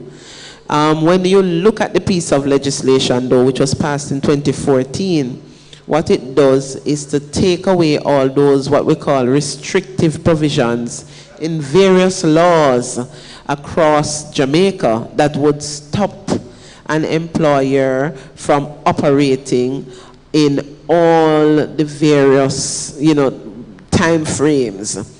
So, for example, you used to have a time when downtown used to close Wednesdays half day and uptown half day Thursday. And that was because the law said it should. Now, all of those strictures have been removed. So what this act does is actually puts employers in a position to be able to contemplate implementing flexible work arrangements. So let us make it very clear, because I want us to leave here with clarity that the flexi work arrangement does not in fact mandate. It is not a mandate. No. It gives a framework where individuals can tap in, if you want to call it. It's not mandated. It provides what we call an enabling environment. But I know, for example, that the flexi work arrangement does work for certain entities. For example, the Heart Trust. Is that what it named? Heart Trust NTA. Mm-hmm. They do have flexible work arrangements. And I know quite a number, Grace Kennedy as well as a private sector entity, does input. How does this help the workforce, Auntie Judith? So what basically happens with the flexi work week is that the work week now becomes very fluid. It's not Monday to Friday, and then Saturday and Sunday are weekends. It's number of hours for the week. Number of hours for the week. So you as an employee, within reason of course, and in discussion with your supervisor and your employer, can determine which 4 or 5 days of the week you work to complete your 40 hours. I would think, let me just plug this in here for Seventh-day Adventist, it might be an advantage because you can work all the other days and get your Sabbath off. Yeah, I don't like this your Sabbath, get the Sabbath. Yeah, the your Sabbath make it sound like, me. My apologies. No, man, that's all right. Just a little something every time I hear it. So, in terms of the flexi work arrangement, it can be done. And so, what would be your recommendation to employers? So, remember we said that we cannot unilaterally change the contract. Right. So that is where good employer-employee relationship comes in. You have to now start a discussion, start an communication with your team to say these are the possible advantages of going this route. And based on what is happening, even with the disaster risk management orders, that was one of the orders that employers should consider implementing flexible work arrangements, especially in places where the accommodations in the office are tight and does not provide persons with an easy way to social distance within offices. So flexible work arrangements it can be a number of permutations. It's not just one thing. You can have number of what? Just remember the common man. A number of options. Yes. So you can have job sharing, so that you have one job but 2 people do the same job. So some people work the job Monday, Tuesday, some work it Wednesday. So there's a job share, there is a shift swap, so you can swap with your other employees. You can have compressed work week, which is what Judith was talking about. So you can have 10 hours in each day. You work 4 days for the week, the other 3 days you're off. So there are various options that you can use. You can have the staggered work hours. So some start 7 and leave 2. Some start 10 and leave 6. Especially in Kingston where the traffic is heavy. We're going to go to our Vox Pop at this time and get some questions from individuals who have sent those in. And so we're going to take a Vox Pop at this time. Let's see which question comes up. I am a small business owner. And really and truly, I haven't registered my company because of all the red tape that I have to go through in registering my company. And really, when I think about it, the high taxes that I have to pay, I could really use that money and pay the people that work for me, or I can buy more goods for my business. So my question is, how do I benefit from being registered and paying all that taxes and doing all that paperwork. All right, who wants to take that one? So I think the benefits of being registered, I suspect under the Companies Act or a Registration of Business Names Act, is that, you know, once you become more formalized, it gives you more of an opportunity to get funding, to get access to credit, and in some instances, like say, you know, if you're offering services like GCT, for example, you do have a threshold that, you know, you wouldn't be required to take on the onerous steps of registering and so on up to a particular level as you build out your business. So the major advantages to my mind of becoming more formal, of registering your business, you have a name, it has its own GCT, its own TRN number, for example, is that it helps you to be able to navigate the formal sector. You get your TCC, all of those things. What is TCC? Tax compliance certificate, yes, in order to, you know, bring in stock and those things. So that's the main advantage. And what it does is if there's any government, you know, structures that are putting in to help you, when you are formal, you can take advantage of that. When you're informal, you're not going to be able to fully access. Suppose there's a tax break to be given, say, in this kind of COVID time. When you're unregistered, you can't get that. But there are also serious requirements that must be met when you're registered. Indeed. So I wanted to put that out there as well. And there are different types of registration. Yeah. So if you register your business as a limited company, for example, you know, you're going to have to file returns at the company's office, at the tax office, and so on. So there are a bit of compliance issues that you'll have to consider.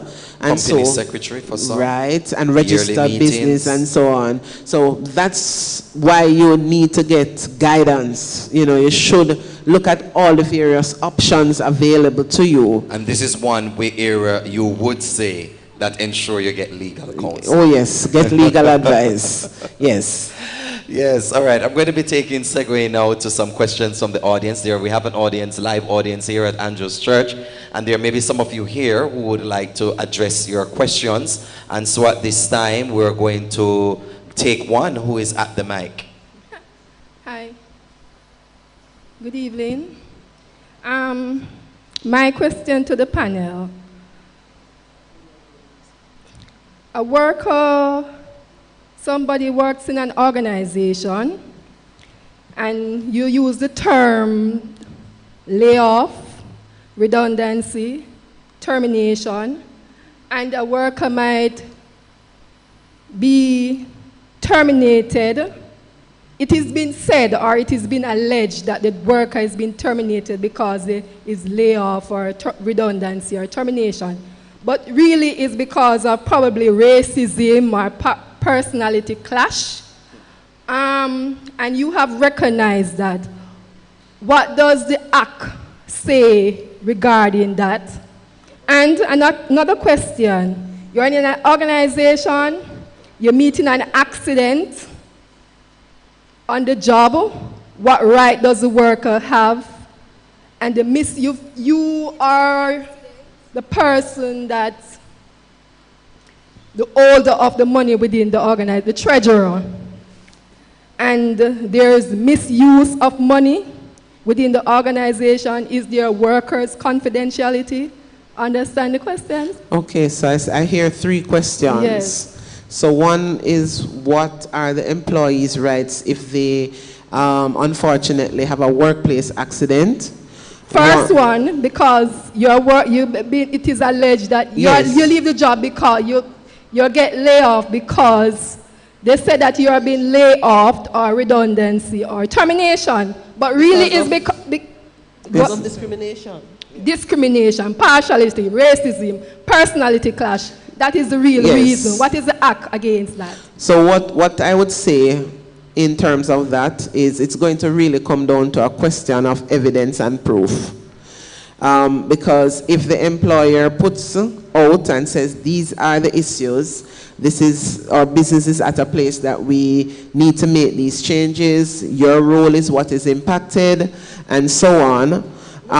In such a case, it's really going to depend on whether or not you can bring evidence to show that, in fact, it is not this thing that they are saying, but rather it is because a long time they had a problem with me and this is now being used. So you will have to walk through that process and show via evidence that the employer is not being truthful, and in fact this is the reason for it. That can be very challenging, of course, but it has been known to happen when evidence is brought.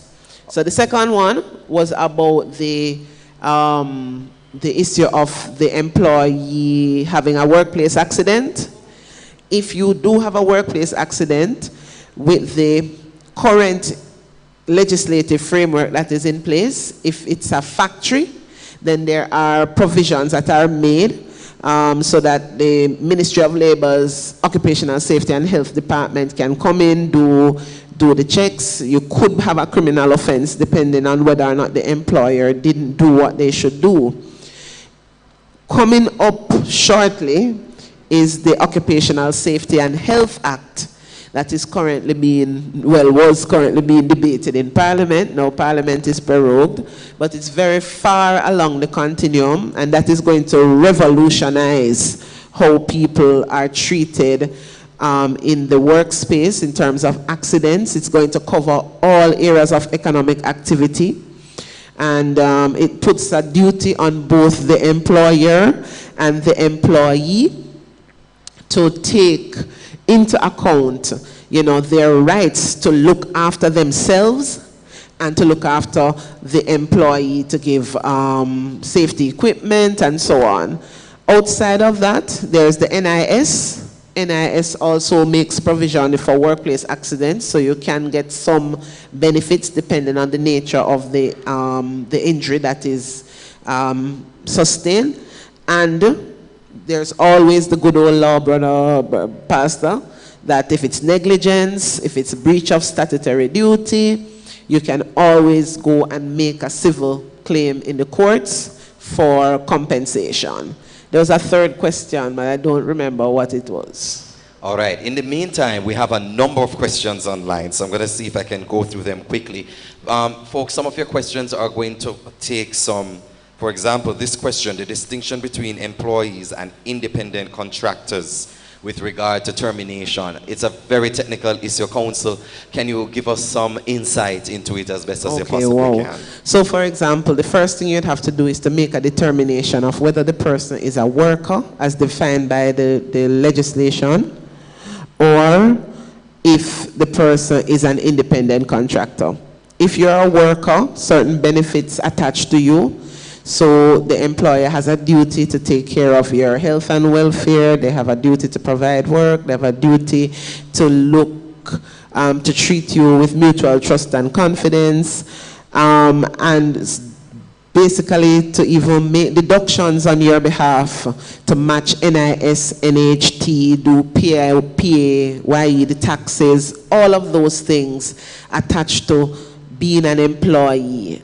You'd get benefits like vacation leave. If you are terminated by redundancy, you get payments, sick leave, all of those things. So being a worker is much more beneficial. But of course, if you're an independent contractor in the true sense of the word. Not in how Jamaicans have exploited it. That's correct. So you have a business, you're in business on your own account. The business rises and falls with you. So what happens is that basically you're providing a service, you give an invoice, whatever you're doing, you provide all the equipment and so on, and then you provide that service, you collect your money, you have to pay your own taxes, your own deductibles. The challenge we're having now is that we have a lot of people really using fixed term contracts, meaning that you start at one date and end it, and calling persons independent contractor when they are truly not. And so what we have is a situation where persons really would have to dig into that, go underneath the petticoat, lift it up to look to see what it actually is, not what is written on a piece of paper. That's her legal way of saying it's not what they call it, it's what in fact it is. Yes. Yes? A rose is still a rose. Yes, no a matter rose how you is call still it. a rose. So they could call it anything else is what it still is.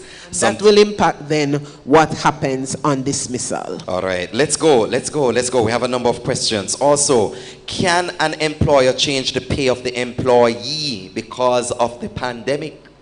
Again, contract. If the contract does not make provision for that, unilateral change would turn out to be a breach of contract, and of course the employee would then be liable. Again, nothing beats having that discussion, having that interaction with your team. As I said earlier, they see what is happening.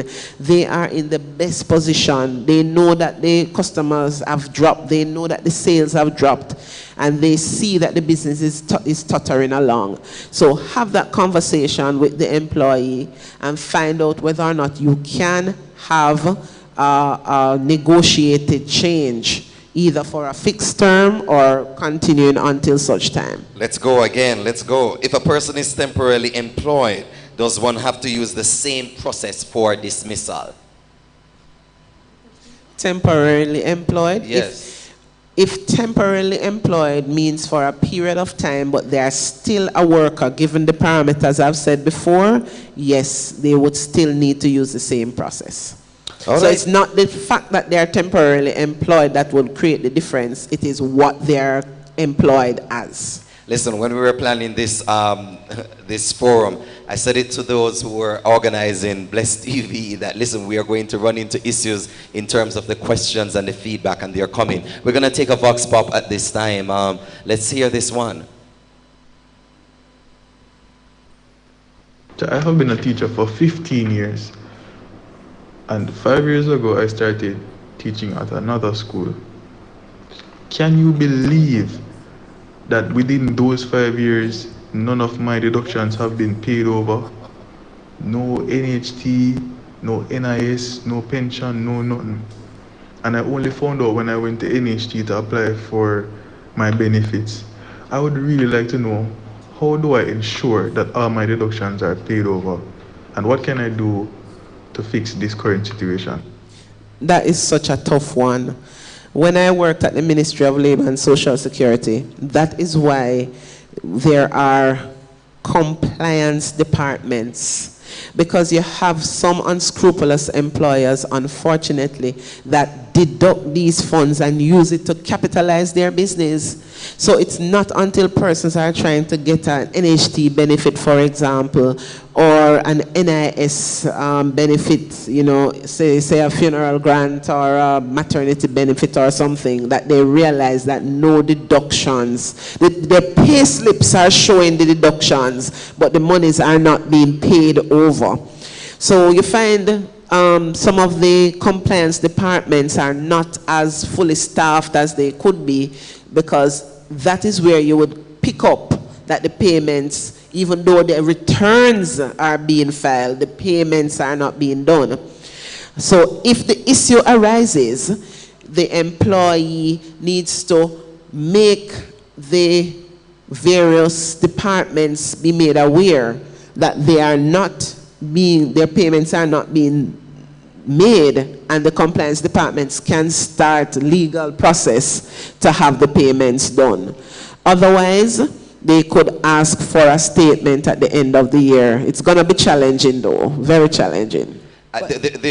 Yes, go ahead, Auntie Judith. I was just saying, it seems then that no audit is being done in these departments. Well, part of the challenge, and I'm going to make a plug for these organizations, more and more businesses are coming on the books, but they're having the same numbers of staff that are being left to police these things. And so it's really a capacity issue. And unfortunately, most of the times, it's only when persons are not able to access the benefits that it is flagged that these businesses are not paying over the deductions that have legitimately been made, because persons then have their pay slip that says deductions. Yeah, man, it's a man, and them use it off every other reason. And so I would suggest that persons do not throw away your pay slips. And a lot of people get their pay, and as long as they get the pay, they don't bother. Keep your pay slips, because it's evidence that it is said that the deductions are made. And also, you can check with NHT.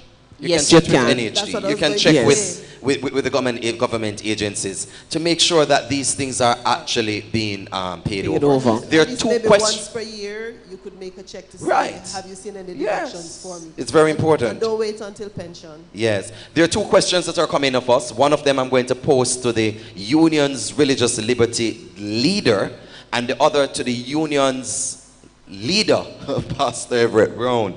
So I'm going to put in on Pastor Brown on standby for this one, because they're directly related to the Adventist Church. Elder Coke, the question is, many Adventists in the labor force are being victimized as a result of their stance on Sabbath observance. Who can they go to, and what can they do? This is your territory. You are the boss. Thanks for the question. Each church would elect a religious liberty leader each time.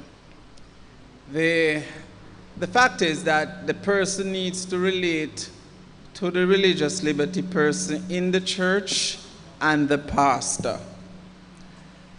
Both of them, or preferably the pastor, should basically relate to the organization in a very oral way as to what is happening, what should not happen, explaining the workers' right, etc. So the warning here is that you should not start by sending a letter. A letter as an initial response can be very offensive to organizations. Invite a dialogue, but do it from the church level, because indeed the member belongs to the church. Now, if there are challenges as you proceed, you go to the next level, which is the conference. And in collaboration or discussion with the conference religious liberty leader, you seek to negotiate, you use diplomacy, you use all related ways and contacts and all of that to resolve the issue. If it's not resolved, there might be a possibility that it needs to go to court.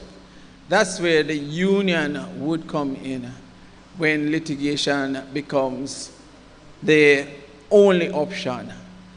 Outside of that, there are a team of lawyers around that we normally do consultation with, who would advise the church, who would even guide us as we write letters to these organizations, because the aim of it is really not to go to court. We have had challenges where by the employee, after we would have been relating to them and want to take this up further, they decide that they will not take it further, they are fired, and they live with it.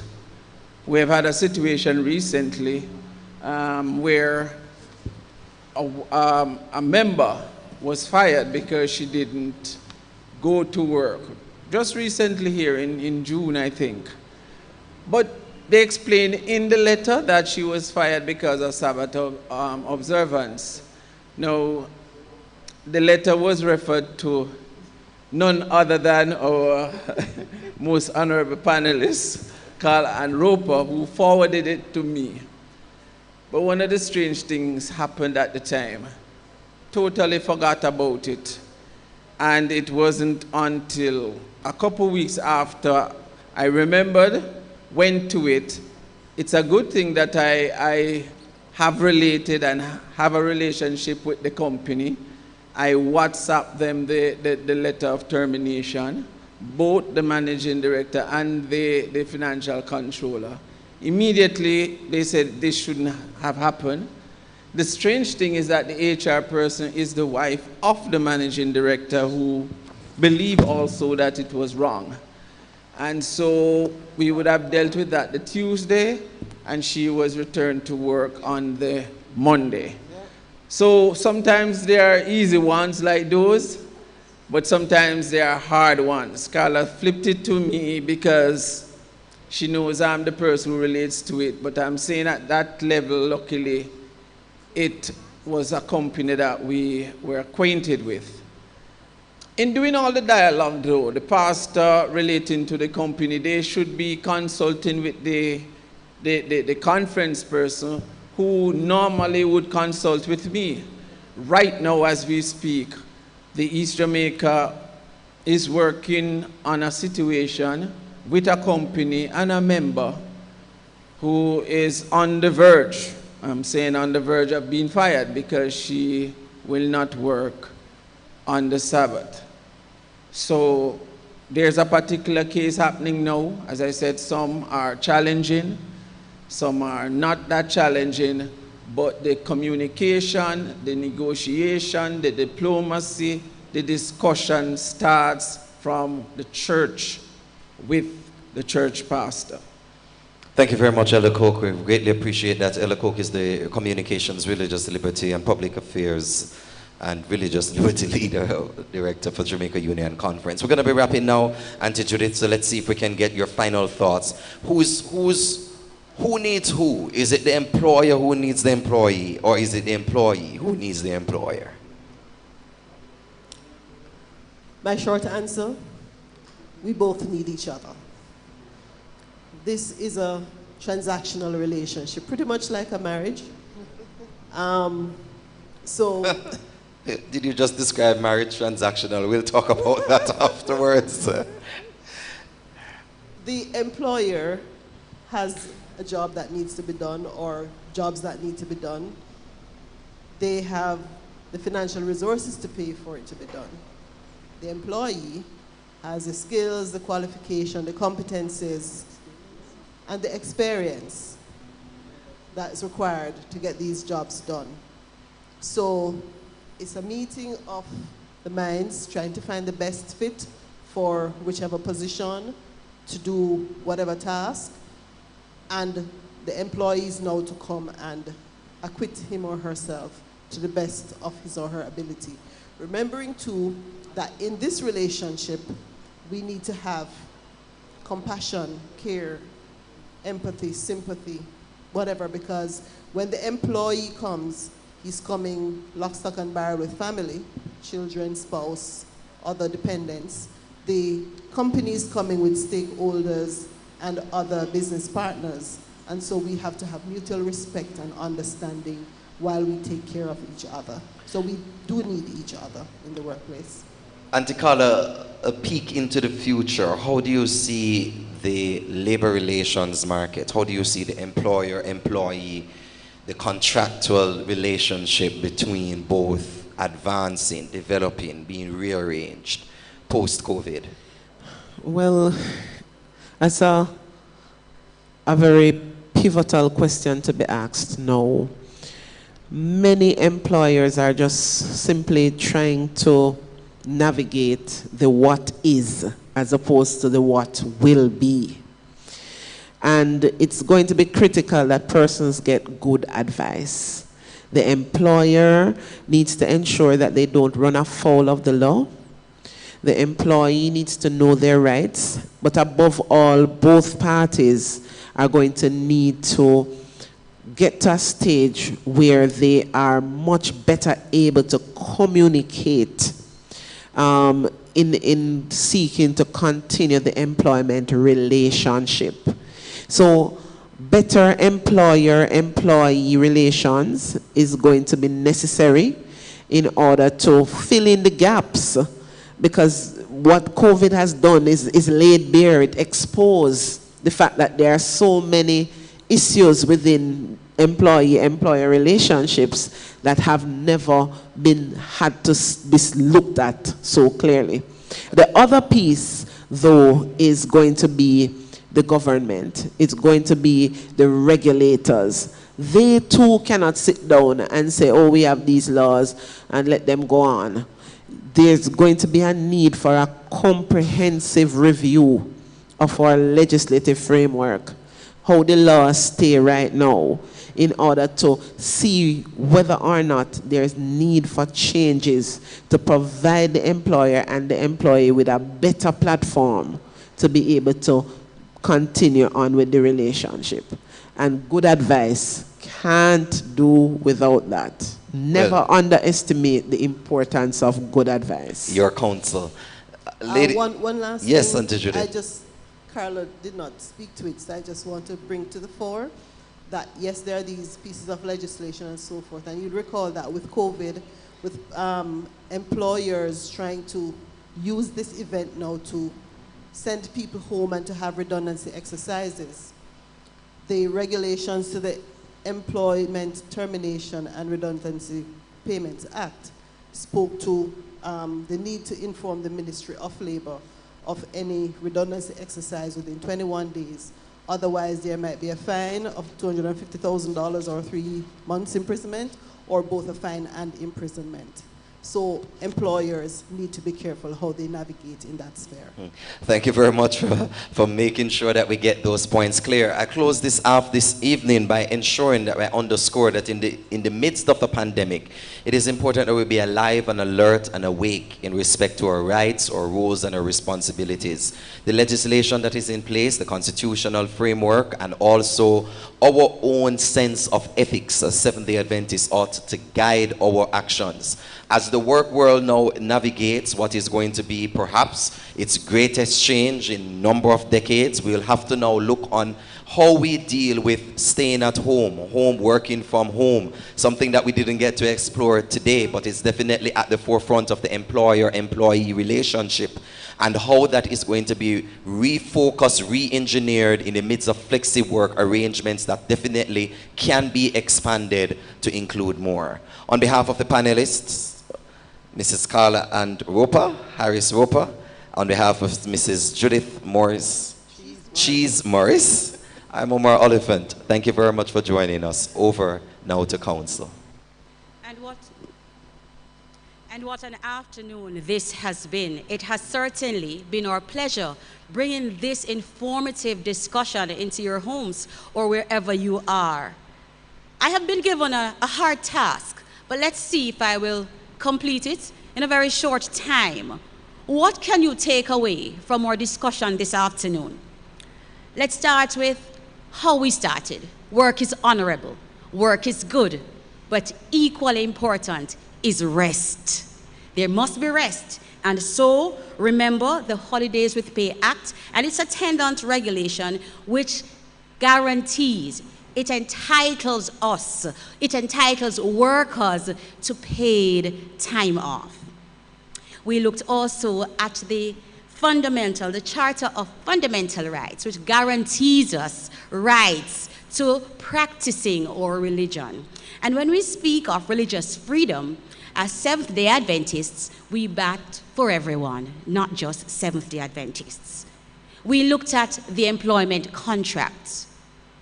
Due diligence is important. Contract, contract, contract. So going into employment, satisfy yourselves as to the nature of the contract. Going into employment, ask for critical pieces of documents. These are policy manuals, employers or employees handbook, the contract letter, and job description. I cannot overemphasize the importance of due diligence. Pay attention to conditional terms in contracts, because later you may be asked to make changes, which if you had only been very careful before, you would have realized. We looked at some foundational terms such as layoffs, redundancy, and we looked at termination. Are these one and the same? There are differences. Layoffs, what are these? We said this is a suspension of the contract of employment. Notice the employment contract remains intact. It gives the employer an opportunity to get back on his feet, but it does not put the employee out of work. So that is layoff. We looked at redundancy. quite important. We were told that roles and positions are made redundant, not people. And we were given 3 specific circumstances within which redundancy takes place. We were told of the closure or the cessation of business. We looked at the diminishing needs of the business, and that's where the need of the business for that role or for the number of persons has diminished. And then we looked at the a specified list of disease, or you are injured on the job. That takes us into the realm of medical redundancy. Those are the 3 specific circumstances. And to these, we look at the fact that the employee must be continuously employed for a period of 104 days or weeks, or 2 years, and there is no alternative position that the employer is able to find. We went on to termination, and we learned that redundancy was a genre of termination.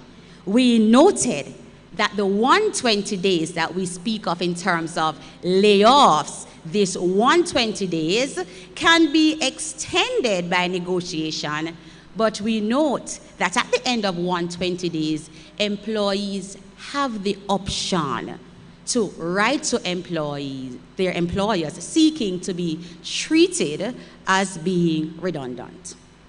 We looked at the need for natural justice. There must be a process when there is going to be a termination.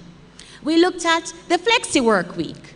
We examined the fact that it's not mandated, but it provides a context within which employers and employees can renegotiate and negotiate flexible terms. What an afternoon it has been. And we thank you for your patience as you listened to us. And as we close, I must say thanks.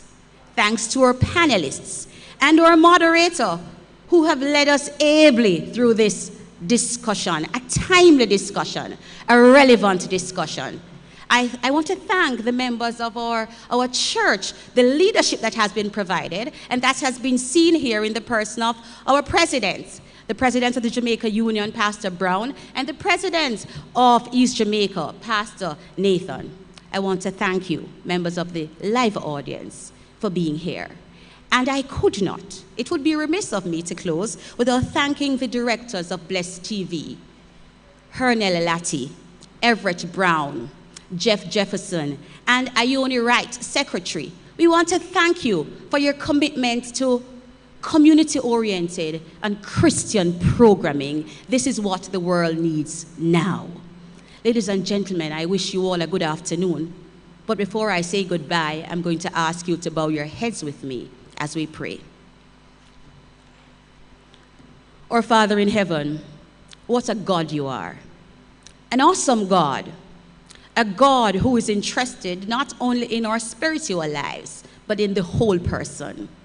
Thank you for the information we have received. May we leave here determined to be better Seventh-day Adventist Christians. May our lives testify of your goodness and of your grace. And we pray that on that day, when you shall put in your appearance, we will stand with the redeemed on the sea of glass and hail you as King of kings and Lord of lords. For this we ask above all else, in Jesus' name.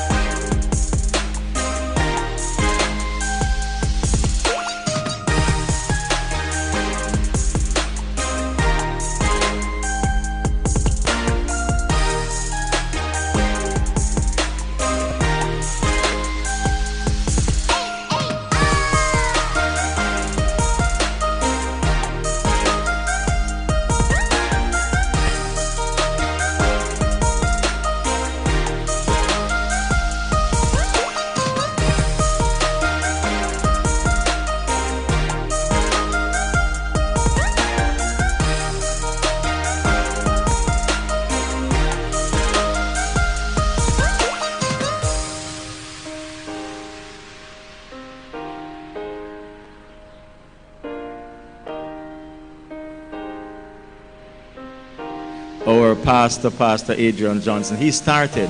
He said, welcome, and I'm here to say thank you.